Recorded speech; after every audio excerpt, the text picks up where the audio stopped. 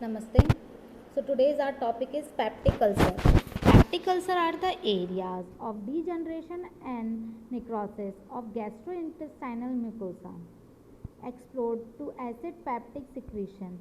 Though they can only occur at any level of the alimentary tract that is exposed to acetic acid and pepsin.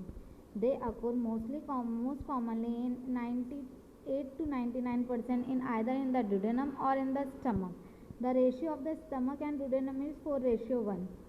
There are two main types: acute peptic ulcer and chronic peptic ulcer. So acute peptic ulcer is stress caused because of stress. So peptic ulcer or stress ulcer are multiple small mucosa erosions seen most commonly in the stomach, but occasionally involve the duodenum. The etiology is these ulcers occur following several stress they cause are as follows. First, psychological stress, physiological stress as in the following, like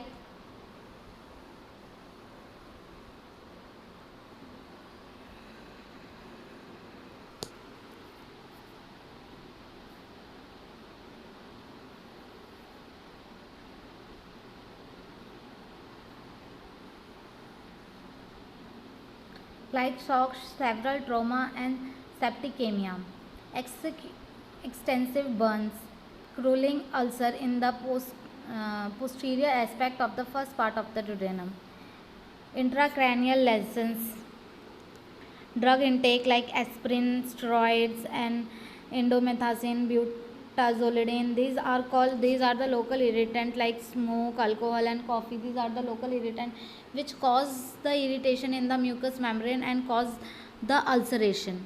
The pathology is not clear, but the mucosal ulcer occur in the stress ulcer because acute hypersecretion of gastric acid is demonstrable by only crushing ulcer occur from intracranial conditions such as due to brain trauma, intracranial surgery, and brain tumor. In all other etiological factor, gastric acid secretion is normal or below normal. In these conditions, the possible hypotheses for genesis of stress ulcer are as under: first, ischemic hypoxic injury to the mucosal cell; second, depletion of the gastric mucosal barrier, rendering the mucosa susceptible to attack by the acid peptic secretion; chronic peptic ulcer. If not specified, chronic peptic ulcer would mean gastric and duodenal ulcer, the two major form of peptic ulcer disease of the upper GI tract, in which the acid pepsin secretion are implicated in these their pathologies. Peptic ulcers are common in the present-day life of the industrial and civilized world. Gastric and duodenal ulcer are represented two distinct diseases as far as their etiology. So, let's see the etiology. So in the short, I can explain this in the short. There is a bacteria which is known as Helicobacter pylori. Because of H. pylori, we can also call it as H. pylori. Because of H. pylori, sometimes the duodenal ulcer is also cause. So H. pylori is the bacteria which attach to our mucous wall of the duodenum or the stomach and cause irritation and ulcer in that. Okay, so the H. pylori is mainly examined in the feces. So by the test of the feces, you can examine that the ulcer is maybe because of H. pylori bacteria. Then NSAIDs, as I told, non-steroidal anti-inflammatory drug. If we use excesses of NSAIDs, then it also called the mucus injury, which result in the ulcer.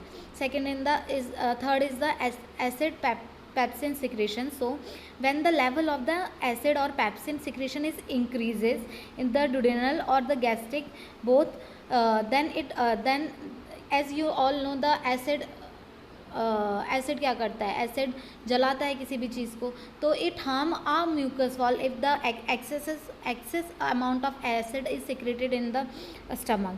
Then gastritis, some degree of gastritis means अगर किसी को बहुत ज़्यादा gastritis है, chronic gastritis है, then it also can lead to the gastric ulcer. The local irritant, as I told you, if someone is chain smoker or take alcohol regularly, then it also cause the irritation in the mucus, because they are the local irritants and which cause the ulcer in the stomach.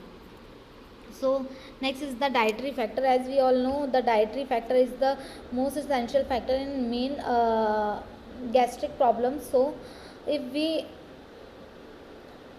take the our diet properly, then it can reduce the chance of the gastric ulcer. So you can see this.